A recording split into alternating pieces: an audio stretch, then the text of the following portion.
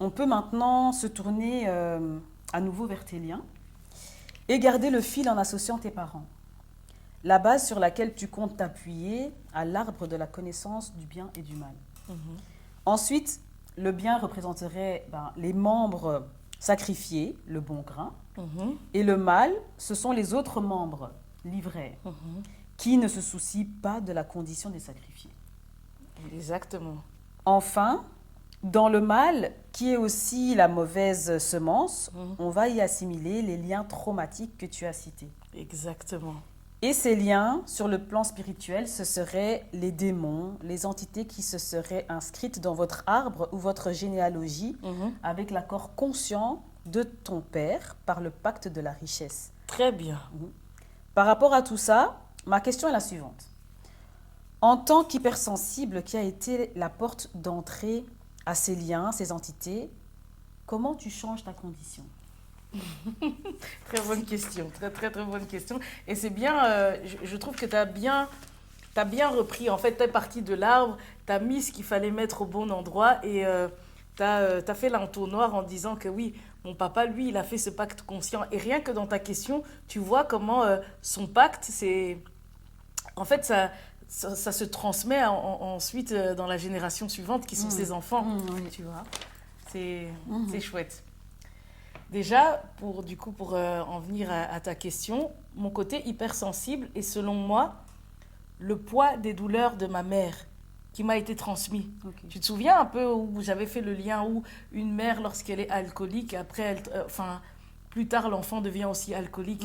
On avait pris aussi l'exemple avec toi où ta maman a travaillé très jeune, tu t'es retrouvée dans la même situation. Et ben pour moi, mon hypersensibilité, ça vient de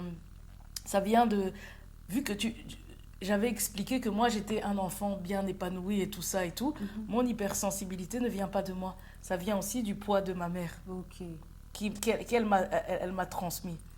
Et pour rappel, tu te souviens, hein, elle choisit mon prénom, me donne son post-prénom africain, parce que mon père n'avait pu être présent à la maternité, selon les propos de ma mère. Et elle lui aurait dit, si tu n'es pas là, c'est moi qui vais choisir son poste-prénom. C'est comme ça que ça s'est passé. Okay. Pour rappel, mon prénom est tiré de l'actrice qui a joué aux côtés de Michael Jackson dans le clip Thriller. Ouais. Tu te souviens que j'avais parlé de cette partie. Ma mère, j'expliquais qu'elle était fan de ce chanteur. Et je suis née à une période où un an avant ma naissance, elle obtient son titre de séjour. Et je te disais que les conditions jouent beaucoup. C'est ça, oui. Tu vois, elle est absente émotionnellement, mais dans ce contexte-là, elle a un titre de séjour. Elle est elle a un titre de séjour, donc elle est beaucoup plus apaisée, beaucoup plus disponible. Tu me posais déjà la question, mais comment on peut être absente émotionnellement et voir déjà... Le fait d'avoir son titre de séjour facilite en fait son rapport à la maternité. Tu vois ? Oui. Et la preuve, c'est qu'elle est dans des bonnes conditions parce que émotionnellement, elle est présente dans le sens où elle peut me transmettre un nom issu de quelque chose dont elle est fan. Ah oui. Donc tu vois que là, émotionnellement, quand elle me donne ce prénom, est-ce qu'elle est absente ? Non. Elle est présente. Tu vois ? Et qu'est-ce qui permet cette condition me concernant ? C'est que... Le titre de séjour. Le titre de séjour.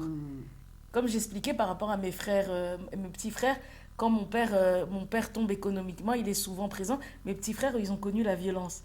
Là où les aînés, quand ils sont présents, notamment mes deux sœurs aînées, quand elles sont plus petites, ma mère, elle a... C'est quoi son statut ? Elle n'a pas de titre. Donc, est-ce que ça répond ? Tu vois le contexte, comment en systémique on fait très attention au contexte. Ah oui. Tu comprends ? Oui, je vois. Et donc, comme je disais, ma mère était fan de ce chanteur. Et je suis née, comme je disais, à cette période. Et je pense que ce statut lui permettait d'être disponible émotionnellement, comme je viens de dire. Et pour le coup, nous avons été très liés pendant longtemps. Très liés pendant longtemps. Durant ce lien avec ma mère, elle se confiait beaucoup. Elle me racontait ses problèmes financiers, de rivalité, du poids de devoir gérer les enfants seuls. Tu vois, comme mon père était souvent absent, de la méchanceté de mon père. Donc, qu'est-ce qui se passe? C'est que moi, à la maison, je jouais souvent les gendarmes quand les gens utilisaient trop d'eau, du chauffage. Quand les gens venaient dormir à la maison, je pensais au coût que ça allait générer chez ma mère. Ah, ok. Et donc, je leur disais, ne venez pas. Et regarde, quand tu as une mère qui te raconte ses problèmes financiers, de rivalité, qu'elle est seule, qu'est-ce que ça produit chez moi? Tu vois? Une grande conscience très tôt. Oui, et émotionnelle forte. Ouais. Et quand je joue les gendarmes et tout ça, et je me rappelle que des fois on me disait que j'étais impoli parce que je disais, ouais, toi gaspille pas trop d'eau. Quand il y avait des gens qui venaient dormir à la maison, ouais, pourquoi tu utilises ça? J'allais même, quand les gens ils étaient aux toilettes et tout, ouais, tu tires trop la chasse. Ben oui, parce que j'étais drillée par les trucs de ma mère et tout. Ouais, par exemple, moi je passais, ouais, tu utilises trop d'eau et tout ça et tout, tu penses pas à ma mère. Tu vois, des trucs comme ça. Ouais, j'étais comme ça, tu vois.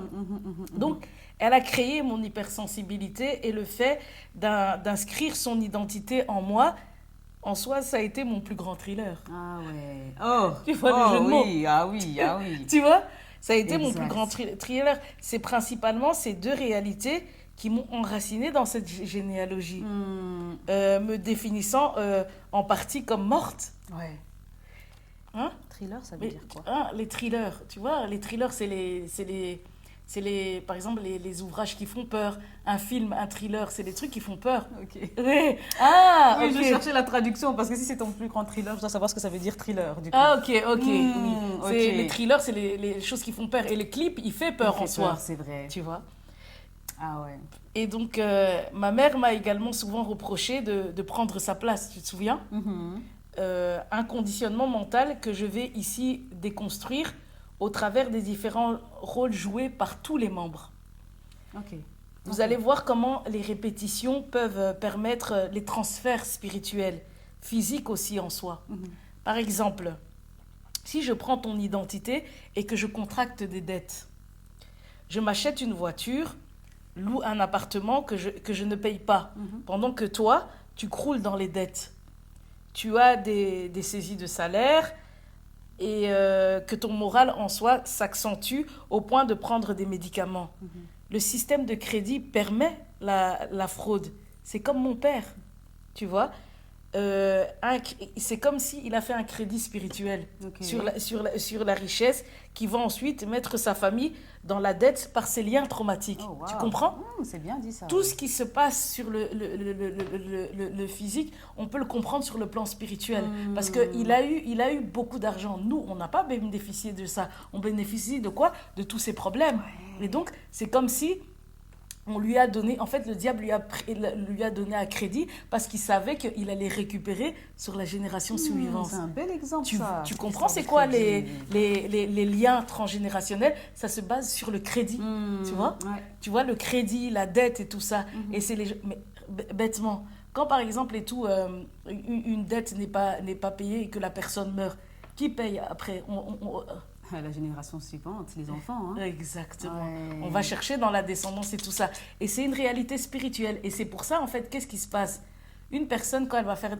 le principe d'une personne, quand elle va faire un pacte et tout ça, en fait, qu'est-ce qu'elle fait? Elle rassemble, en fait, l'argent de sa génération plus bas pour, en fait... Et donc, cet argent-là, elle l'utilise. Et les gens, après, ils ne comprennent pas pourquoi à l'école ça réussit pas, pourquoi en fait il y a des fausses couches et tout ça et tout. C'est le crédit que un ancêtre avait déjà pris. Ouais. Tu vois pas que, comme je disais, le transgénérationnel, la psychogénéalogie, c'est les fautes de nos ancêtres qu'on paye aujourd'hui.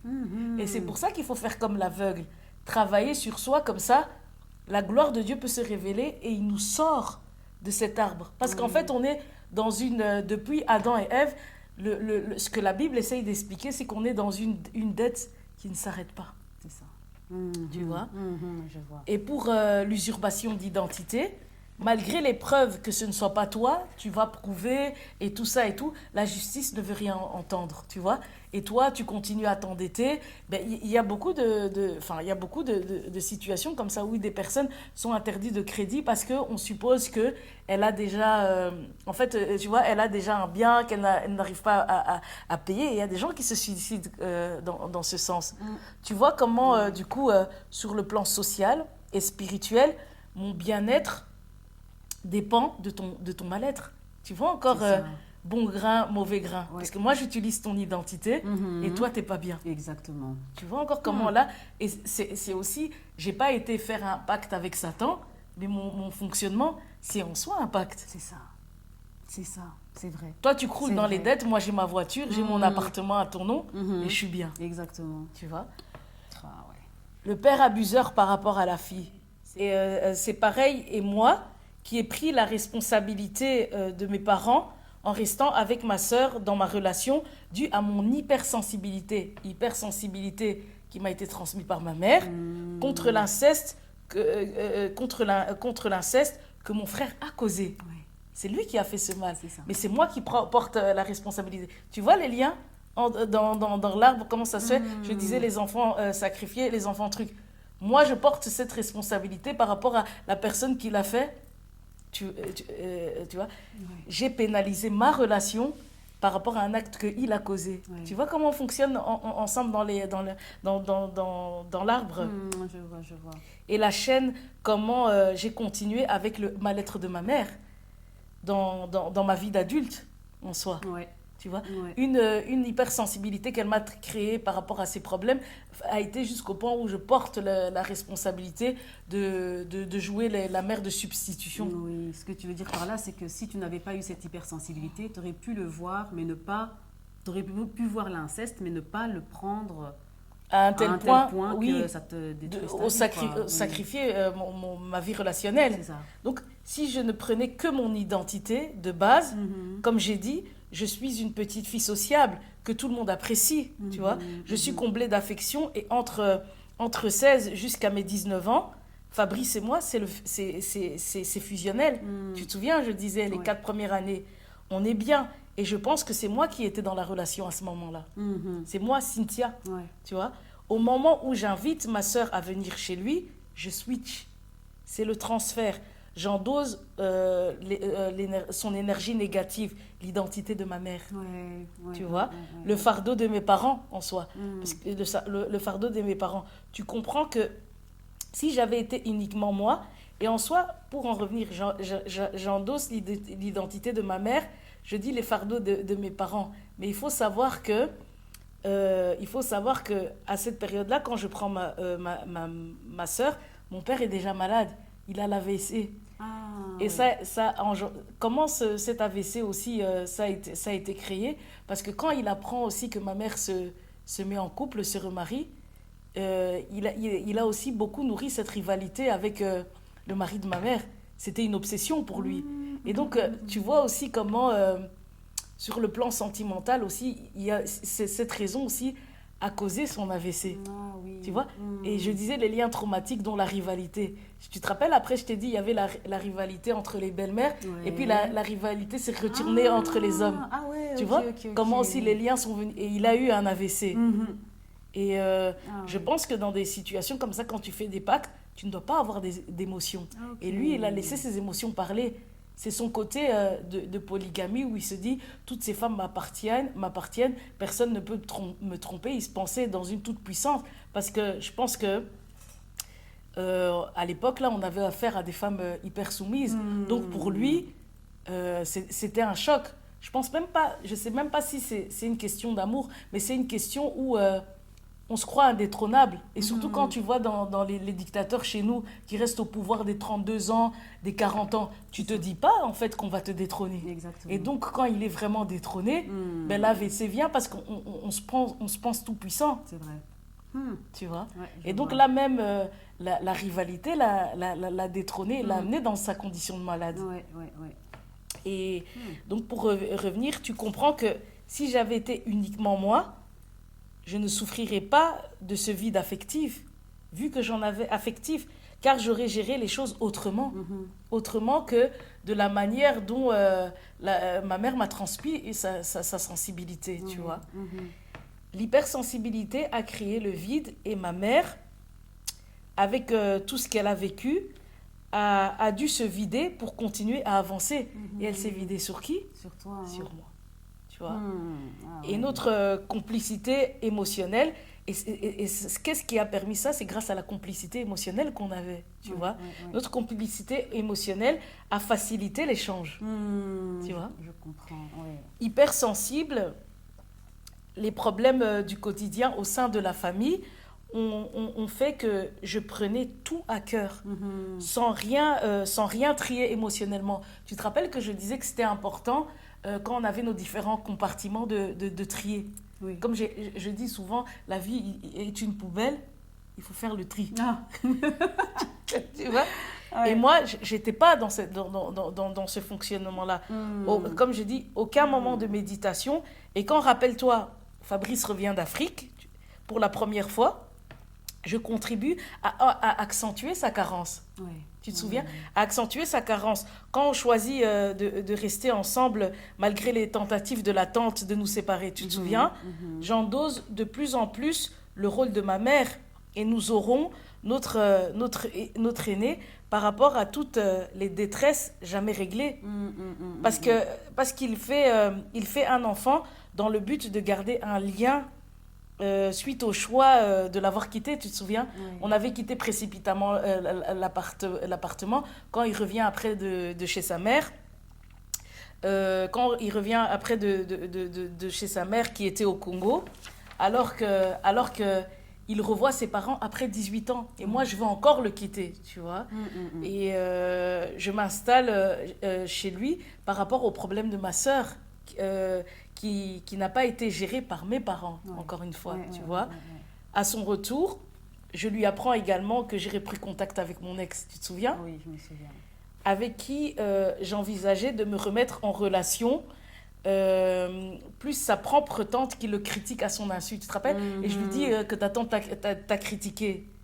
Et qu'est-ce qui se passe? 3 ans plus tard, nous avons un fils qui naît dans une répétition parfaite. Ah, oui. Pourquoi ça? Parce que tu as vu tout ce que j'ai accentué par rapport à sa carence à un moment qu'il ne fallait pas. Oui. Où il n'avait pas vu sa mère et tout ça. Et donc, c'est quand qu'on parle. Oui.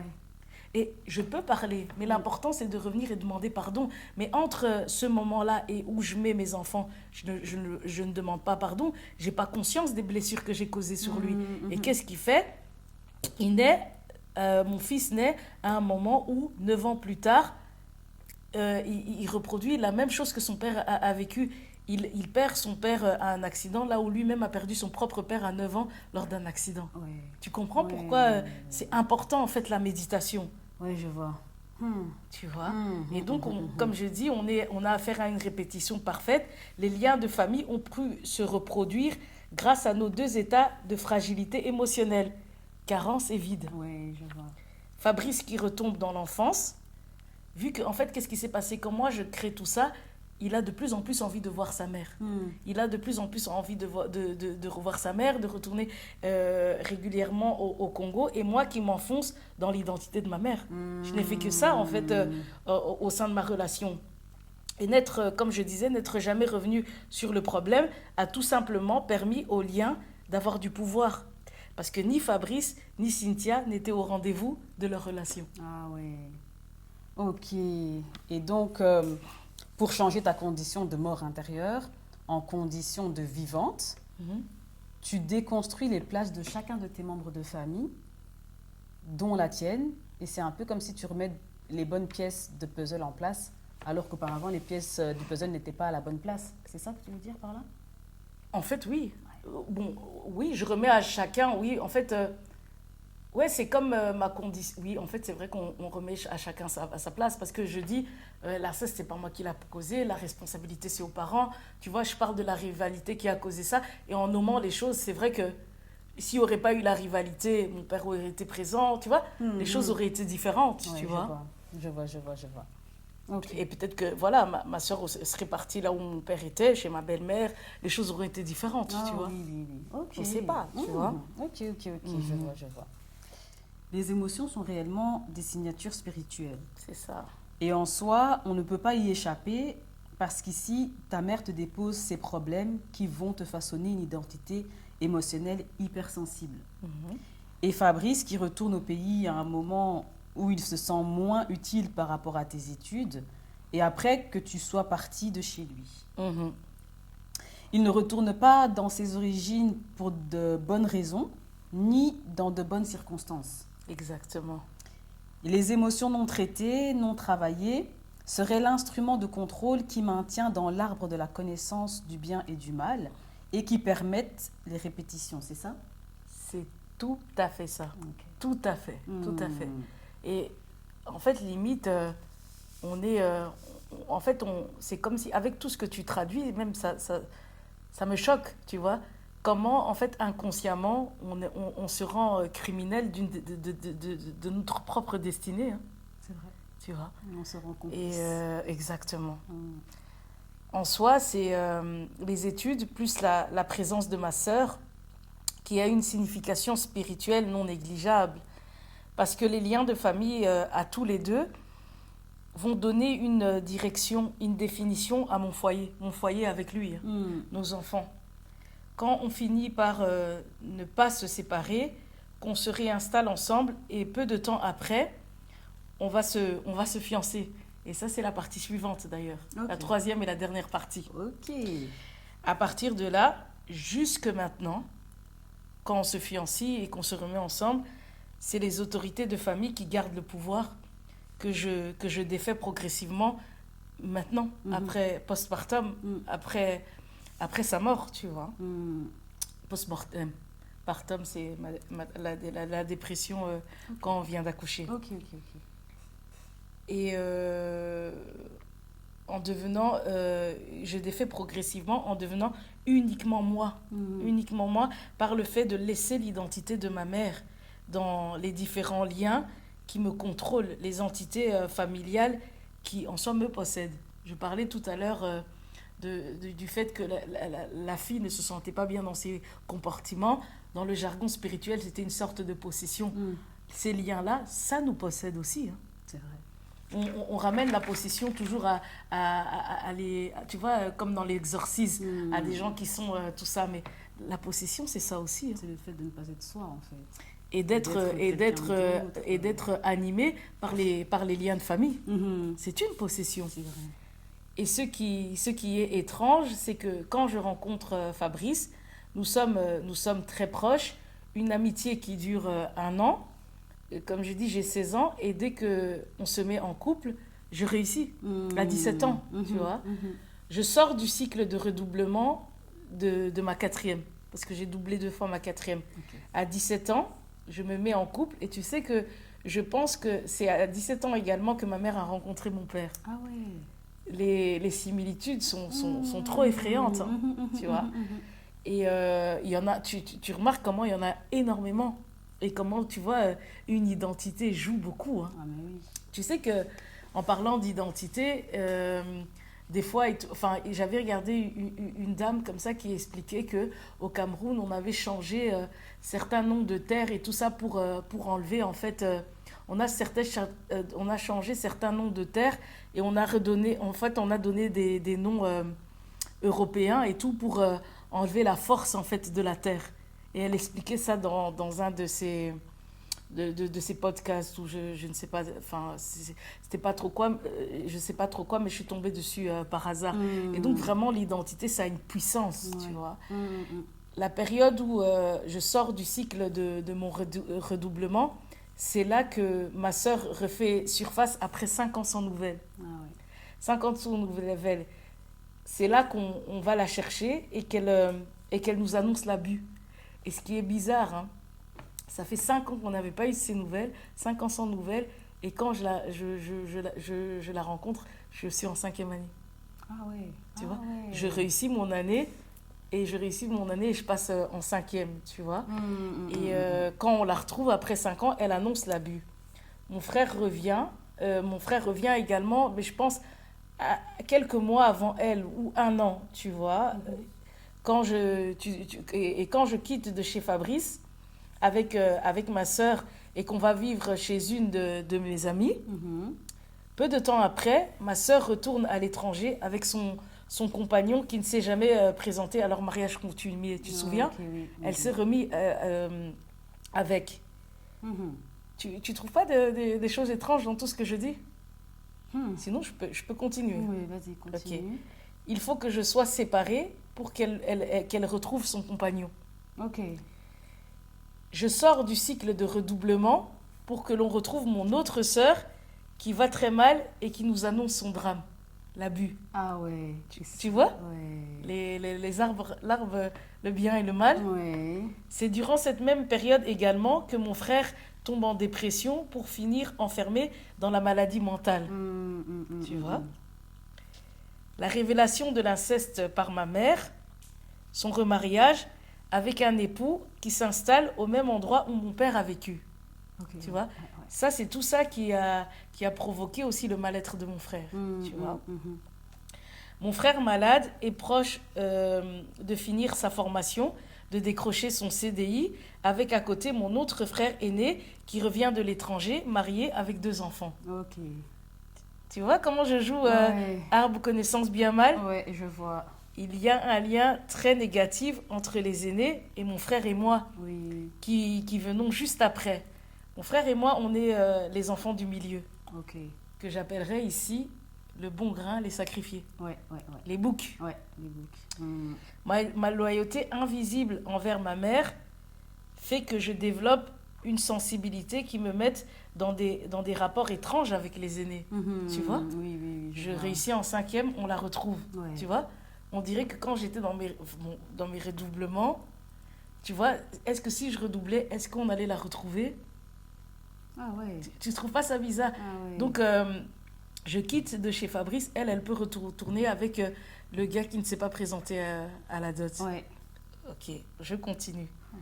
Quand je suis moi avec Fabrice, ça ne va pas. Le cas qui tombe malade par rapport à la rivalité, la révélation sur l'inceste, qui est l'acte des aînés, dont les conséquences agissent sur nous. Oui. C'est fou, hein? Oui. Agissent sur nous, c'est eux qui ont causé l'acte. Ouais. Et quand mon frère revient vivre chez nous, tu te souviens que ma mère ne pense même pas à nous prévenir, ni l'interdire de venir. Donc, déni total qui m'oblige à réagir inconsciemment et de prendre son rôle. Ouais. Parce qu'elle, ça n'a dit rien que son frère que son fils revienne. Et elle, pour elle, voilà, c'est comme si l'inceste n'a pas existé. Et donc, inconsciemment, ça me charge d'une responsabilité. Ouais. Tu vois comment la transmission se met? Oui, c'est ça, je vois. Et le jeu entre frères et sœurs, Exactement. c'est une réalité. Exactement. Hein? Le bon grain, mauvais Mais grain. bien sûr. C'est comme si tu étais le bouc de ta sœur qui se remet avec la personne qui ne l'a pas épousé au final. Exactement. Et pour ça, il fallait que toi, de ton côté, ça casse. Exact. Mais à un moment aussi, c'est mon autre sœur qui devient le bouc. Quand je réussis à l'école, elle va pas bien, on la retrouve. Ah ouais. Donc tu vois, même moi, quand moi je suis dans telle situation, elle ne va pas bien. Ah ouais. Donc ça joue. Ouf, waouh. Effectivement. Lui, il revient avec 2 enfants, marié, l'autre tombe malade. Oui. Ah ouais. Les liens de famille. Oh waouh. Eh bien,